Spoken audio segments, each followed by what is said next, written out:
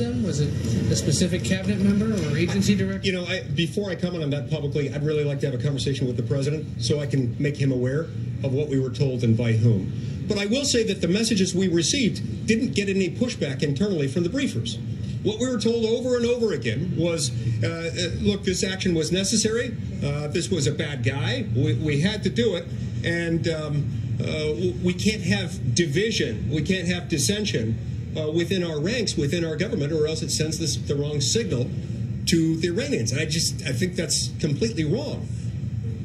They were asked repeatedly, what, if anything, would trigger the need for the administration to come back to Congress for a declaration of war or an authorization for the use of military force. At one point, I believe one of the briefers said something along the lines of, I'm sure we could think of something.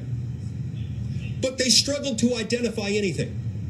They were asked specifically, well, what about if you concluded, well, it's not my point to get into that here. I don't want to accidentally say anything classified.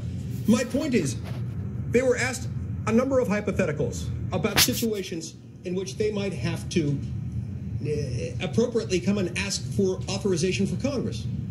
Not once did they say, yes, we need to do it in that circumstance.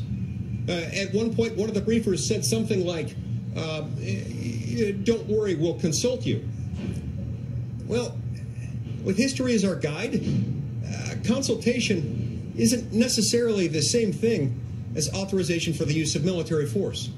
A declaration of war or an AUMF is what the Constitution requires, and drive-by notification or after-the-fact lame briefings like the one we just received aren't adequate. Do you think the president should have carried out this attack against Soleimani? Look, I'm still agnostic as to that, Manu.